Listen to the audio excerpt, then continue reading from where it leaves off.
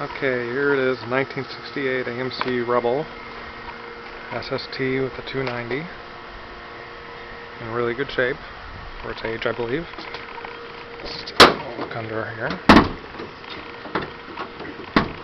Doing this one-handed is not easy, so.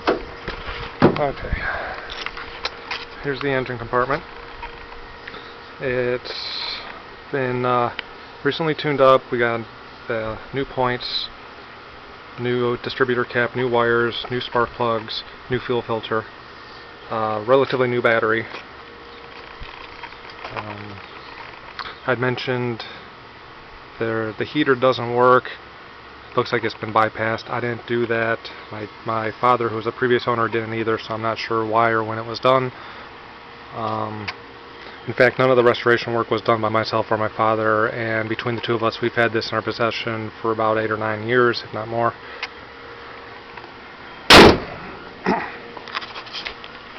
Body's in really good shape. I'll show you on the rocker panels, there's a little bit of paint bubbling on the bottoms of them. Wanted to point that out, just so there's no surprises. The interior is very clean, and all 4 windows do work. No hand crank, of course. And let's see, as of right now, there's 82,735.7 miles on it. Let's see, let's take a look at the back side. I only put 93 octane fuel in it, by the way. And every now and then some carburetor cleaner just to help it out. Let's see, the trunk's in great shape. Got the spare and the jack in the back. These are the moldings for around the wheel wells if you want to put them on. I never have. An extra set of the dome style hubcaps are in here also. And this is the service manual. And a folder with some paperwork from when my dad had it, some of the receipts and car show things that he taken it to.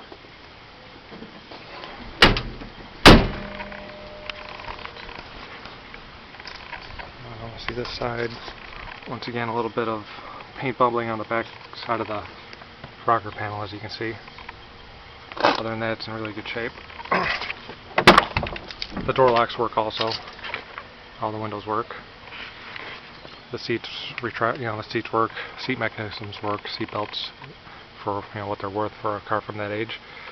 Yes, it does have Rambler instead of Rebel floor mats.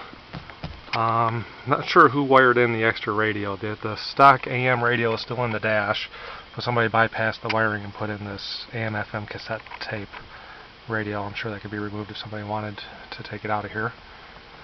I do want to point out also, be careful with the accelerator pedal.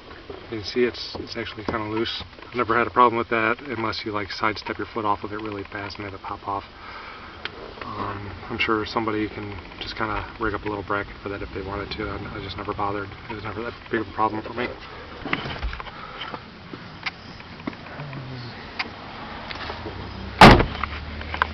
Let's see if I can get some look at the underside. I don't know how much you can see in the video. It has been protective coated.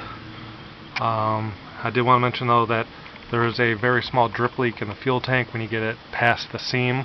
Over half full, it'll drip a little bit. Not enough to bother you when driving around, but I wouldn't want to fill it up and leave it stored for weeks at a time because you'll have a small puddle underneath it in your garage.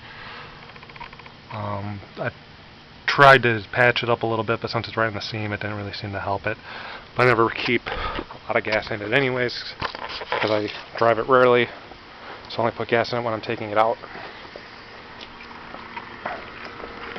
Headlights all work, tail lights work, electricals work. One of the dash lights is burned out, backlights, but you can still see everything just fine. Let's give it a start here. See, there's also, the carburetor's been changed sometime in history, and there's a manual choke, which you might have to use when it's cold, but it's after the tune-up, I don't need to use it all the time, so let's see how it goes on. There it goes. See, it starts up nicely. Like I mentioned, no fan. I'm not sure if, I haven't dug into it enough to see if any of that can be restored. I never bother driving in the winter, so it doesn't bother me. It's never had air conditioning, so yeah, 4 windows and the vents and the floor vents, and that's all you get. Fuel gauge does not work. There's a wire coming off the tank that's broken a couple inches from the tank. I'm assuming that's it. I never bothered wiring it up. When I do fill it up, I make an assumption of 10 miles to the gallon, and it keeps me safe. You know, I'll put 5 gallons in and plan on driving 50 miles before putting in some more gas. But if I'm just taking it to a car show or something, that's usually enough. If I'm going to take it to an all-day cruise, I'll fill it up all the way and drive all day. Let's go back outside while it's running.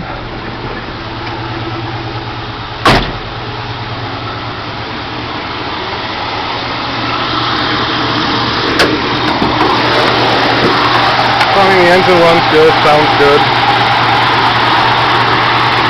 It's strong.